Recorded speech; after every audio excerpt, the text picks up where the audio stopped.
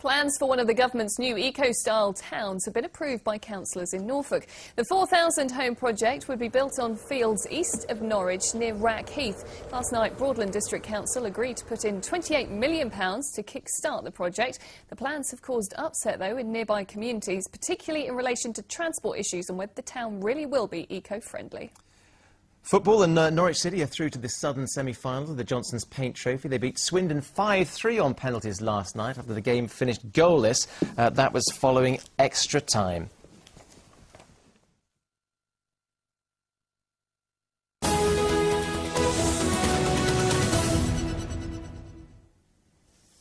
Now, a pensioner from Cambridge has blasted police for being heavy-handed after he was woken up at 5:30 in the morning and arrested on suspicion of assault after he swore at a council worker. Thomas Catcheside, who's the chair of a residents' association, says he's planning to put in a formal complaint over his treatment. Claire McGlasson takes up the story. Woken with a bang. On the door. A dawn call from police arresting 67-year-old Tom Catcheside after he swore at a council worker. They took me downstairs, they put me in the back of the police van, which is the cage. I was very surprised that they could be so heavy-handed over such a minor sort of like thing, you know. It had started 6 days earlier, when there'd been a visit from a council supervisor.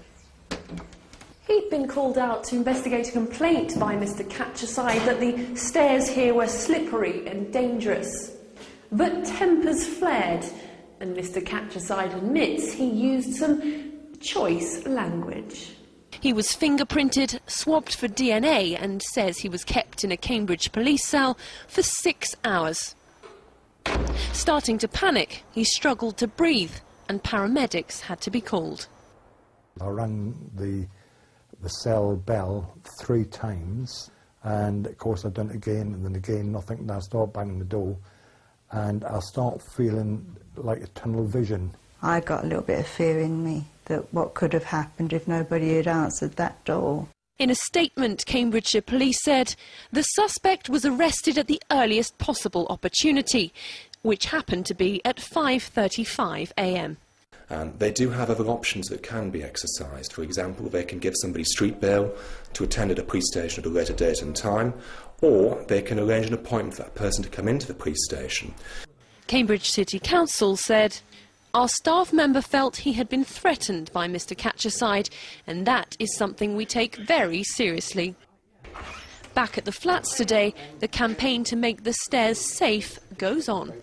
Even with an £80 fine to pay, he's determined to carry on representing the residents, no matter what the cost. Claire McGlasson, Anglia News, Cambridge. Well, we return to our top story now. People across our region marking Armistice Day. And this year's services were even more poignant, as it was the first year that First World War veterans were no longer with us. The last survivor, Henry Allingham, who died in July, was actually based here in our region during the war. And this week, his family have been back here to remember him. He was a defining face of a generation. Henry Allingham, the last surviving member of our British forces who'd lived through the horrors of the Great War. Home for some of that time was Great Yarmouth, where he worked with the Royal Naval Air Service. His grandson, David Gray, flew in from America this week with his wife to see for the first time where he'd been based. I think he came to symbolize that generation, and as much as he talked about himself, more importantly, he wanted to talk about all of his comrades in the war that really gave the greatest sacrifice of their lives. Those sacrifices were huge. He served in both the Air Force and the Army, bombarded from the air and from the sea in the Battle of Jutland and on the Western Front. Experiences that he refused to talk about for decades. But Yarmouth held more happy memories. It was here that he met his wife Dorothy in 1918. Mr. Allingham's nephew Peter Cater still lives nearby in Acle. He wanted to live in Norfolk. He wanted to retire here, but Dorothy wanted to go to Eastbourne. So The lady won. His wife won.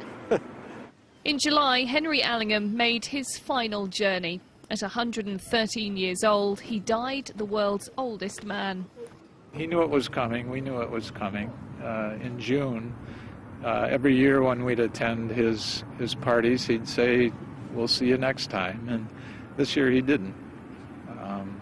This year he said goodbye. Henry had time to say his farewells. Today, the rest of the world had their chance to say a final goodbye as well. Such a moving day for so many people today. Yeah, it really has been, actually. Henry Allingham there, based in Great Yarmouth, a great soldier. Well, Armistice Day and the passing of the First World War veterans is dominating the national news. It's all coming up next here on ITV1. On tonight's programme, lest we gains.